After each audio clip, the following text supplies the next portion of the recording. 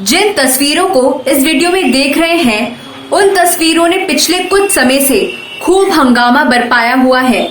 इन तस्वीरों को लेकर खूब बहस हुई है। इन तस्वीरों के आधार पर कहा जा रहा है कि पुराने समय में भी बॉलीवुड में कास्टिंग काउच होता था। कास्टिंग काउच का अर्थ है फिल्मों में काम देने के नाम पर शारीरिक शोषण। इस वीडियो में मैं आपको इन तस्वीर से जुड़ी दुर्लभ जानकारियां देने जा रही हूं, जिन्हें सुनकर आप चौंक जाएंगे। तो आप बने रहिए हमारे साथ। आपने अगर हमारे चैनल क्लासिक एरा को सब्सक्राइब नहीं किया है तो तत्काल सब्सक्राइब कर लें। तो चलिए वीडियो की तरफ।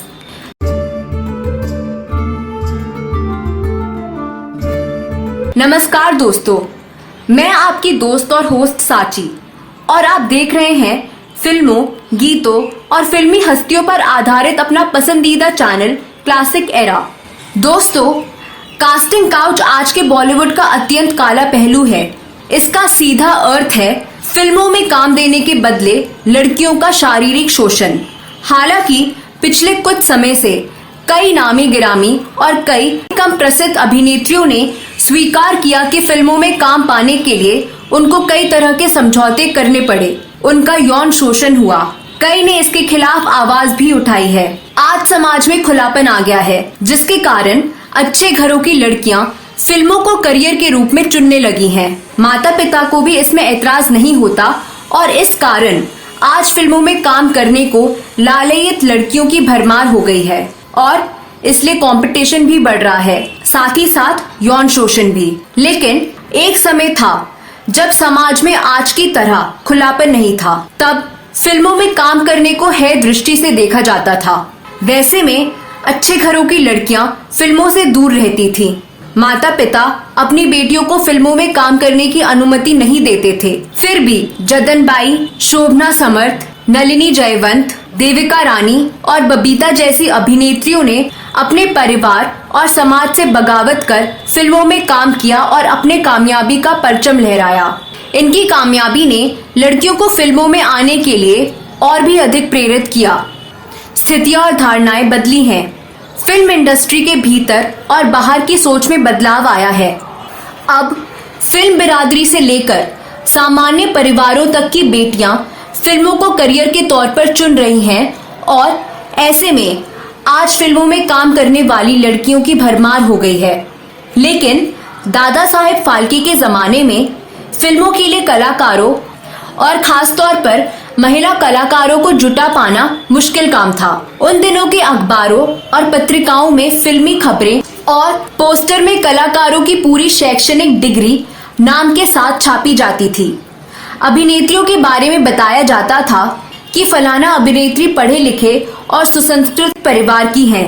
ज्यादातर अभिनेत्रियां पारसी, मुस्लिम और ईसाई परिवारों से ही आती थीं। निर्माता निर्देशक तवायवफों और स्टेज पर एक्टिव अभिनेत्रियों से संपर्क करते थे और उन्हें भाषा और अभिनय की ट्रेनिंग देकर फिल्मों के लिए तैयार करते थे। ऐसे में काम देने के बदले यौन शोषण करने की संभावना कम थी। लेकिन इसके बावजूद यह नहीं कहा जा सकता कि उन दिनों यौन शोषण नहीं होता था। पुराने समय में काम देने के बदले लड़कियों के यौन शोषण होने के सबूत के तौर पर 20वीं सदी के मशहूर डायरेक्टर AR कारदार के दफ्तर की कुछ पुरानी तस्वीरों को पेश किया जा रहा है। ये तस्वीरें कुछ समय पूर्व अचानक से वायरल हुई थी और सभी ने खूब चटकारे लेकर उन तस्वीरों को कास्टिंग काउच से जोड़ा था। उन तस्वीरों को आप इस वीडियो में देख सकते हैं। इन तस्वीरों में देखा जा सकता है कि एक महिला खड़ी है। वह कपड़े उतारने या पहनने का काम कर रही है। उसके सामने 2 पुरुष खड़े हैं। आसपास कुछ पोस्टर रखे हुए हैं। बताया गया है कि 50 की दशक में लड़कियां इसी तरह से ऑडिशन देती थीं। उन्हें डायरेक्टर प्रोड्यूसर के सामने कपड़े उतारने पड़ते थे, उन्हें छोटे कपड़े पहनने होते थे और कई तरह के समझौते करने पड़ते थे। इन तस्वीरों में जो डायरेक्टर दिख रहे हैं वे अपने समय के शीर्ष फिल्म निर्देशक अब्दुल राशिद कारदार हैं। दरअसल AR कारदार 1951 में अपनी नई फिल्म दिले नादा की हीरोइन का चुनाव कर रहे थे। इस फिल्म के लिए आखिरकार पीस कंवल को चुना गया था। लाइफ मैगजीन के फोटोग्राफर ने ये तस्वीरें कारदार साहब के दफ्तर में उतारी थी। हो सकता है कि उन दिनों कलाकारों के चुनाव के लिए ऑडिशन का यही तरीका अपनाया जा रहा हो। इस फिल्म के हीरो थे मशहूर गायक तलत महमूद। हीरोइन के चुनाव के लिए ऑल इंडिया ब्यूटी कॉन्टेस्ट आयोजित किया गया था, जिसे उस समय के प्रमुख टूथपेस्ट ब्रांड कोलिनास ने स्पॉन्सर किया था। इस प्रतियोगिता की विजेता पीस कंवल फिल्म दिले नादा में तलत महमूद की हीरोइन बनी। इस फिल्म में बेहतरीन गाने थे, लेकिन यह फिल्म बॉक्स ऑफिस पर ज्यादा नहीं चली। चंदा गाए रागनी, थम थम बरसे चांदनी, मस्त दिया लहराए। A.R. कारदार का पूरा नाम अब्दुल राशिद कारदार था, जो अपने समय के प्रमुख एक्टर और डायरेक्टर थे। कारदार का जन्म 2 अक्टूबर 1904 को लाहौर में हुआ था। उनको लाहौर के फिल्म उद्योग का जनक भी माना जाता है। विभाजन के समय वह भारत आ गए और मुंबई में आकर बॉलीवुड से जुड़ गए। वह पाकिस्तान के पहले टेस्ट कैप्टन अब्दुल कारदार के सौतेले भाई थे। वह पहले लाहौर में फिल्म के पोस्टर बनाते थे, बाद में कोलकाता में फिल्म निर्देशक बन गए और उसके बाद 1937 में मुंबई आ गए।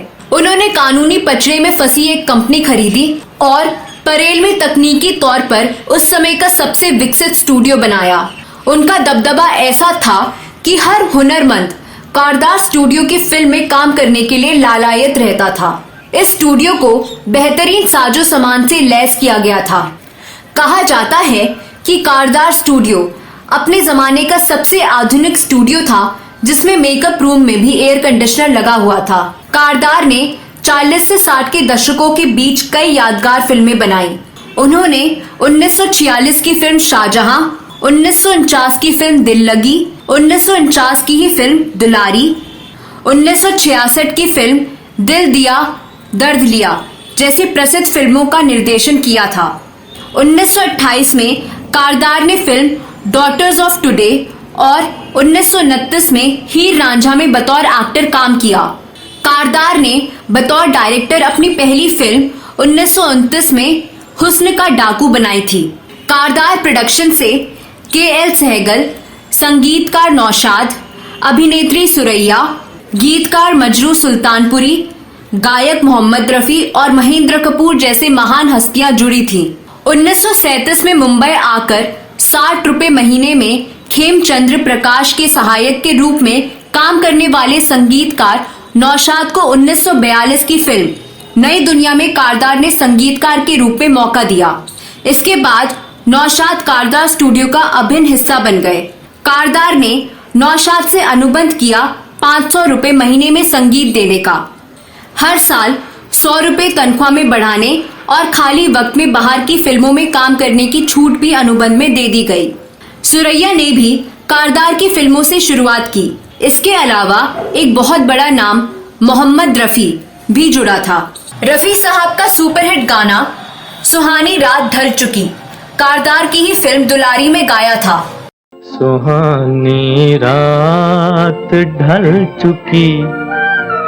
पद्मश्री से नवाजे जाने वाले महेंद्र कपूर को कारदार ने एक टैलेंट शो में देखा था, जो खुद कारदार ने ही शुरू किया था।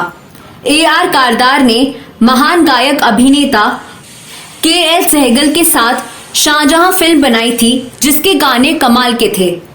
हम जी के क्या करेंगे जब दिल ही टूट गया। मजरू सुल्तानपुरी ने इसी फिल्म से गीतकार के रूप में अपने करियर की शुरुआत की थी। ईद के फूलों से इस घर को सजाया था। इस फिल्म के गानों को संगीत दिया था नौशाद ने। 85 साल की उम्र में 22 नवंबर 1989 को अब्दुल राशिद कारदार का मुंबई में निधन हो गया। दोस्तों, A.R. कारदार द्वारा लड़कियों का ऑडिशन लेने की जो तस्वीरें इंटरनेट प्लेटफॉर्म पर घूम रही हैं, उन्हें फोटो जर्नलिस्ट जेम्स बर्क ने लाइफ मैगजीन के लिए तब खींची थी जब A.R. कारदार दिले नादा फिल्म के लिए हीरोइन के चुनाव के लिए एक भारतीय लड़की और एक विदेशी लड़की का स्क्रीन टेस्ट ले रहे थे। जब ये तस्वीरें सामने आई तो किसी ने इसे महिला का शोषण और कास्टिंग काउच बता दिया, तो वहीं कुछ ने प्रोफेशनल तरीके से की गई कास्टिंग करार दिया। अब जरा आप इन तस्वीरों को ध्यान से देखिए और बताइए कि क्या ये कास्टिंग काउच था या प्रोफेशनल तरीके से लिया गया ऑडिशन था। वैसे आपने इन तस्वीरों में यह बात नोटिस की होगी कि डायरेक्टर ने ऑडिशन देने आई दोनों लड़कियों के साथ बिल्कुल एक ही तरह से स्क्रीन टेस्ट किया। इनके पोज और ट्राई करने वाले कपड़ों का स्टाइल भी एक ही था। हो सकता है कि उनके काम करने का यह एक हिस्सा होगा।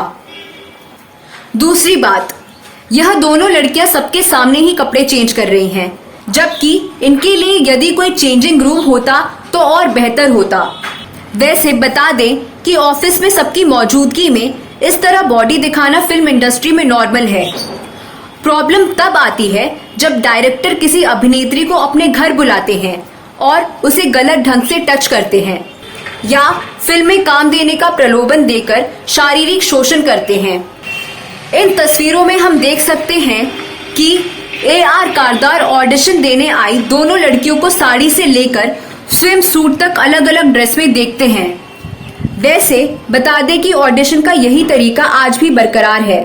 फिल्म के किरदार को ध्यान में रखते हुए एक्ट्रेस को अपनी बॉडी अलग अलग टाइप के कपड़ों में दिखानी पड़ती है। हालांकि अब यह आपके ऊपर है कि इन तस्वीरों को देख किस निष्कर्ष पर पहुंचते हैं। यह कास्टिंग काउच था या फिर सिंपल प्रोफेशनल तरीके से लिया गया ऑडिशन। तो दोस्तों, आप इसके बारे में क्या कहना चाहेंगे? इसे आप कास्टिंग काउच मानते हैं या सामान्य ऑडिशन? ऑडिशन का यह तरीका सही है या गलत? अपनी राय कमेंट बॉक्स में अवश्य लिखें। अगले वीडियो में मैं फिर फिल्मों, गीतों और फिल्मी हस्तियों से जुड़ी कोई नई कहानी या नई जानकारी लेकर हाजिर हो जाऊंगी। अगली वीडियो में फिर मुलाकात होगी। तब तक के लिए नमस्कार।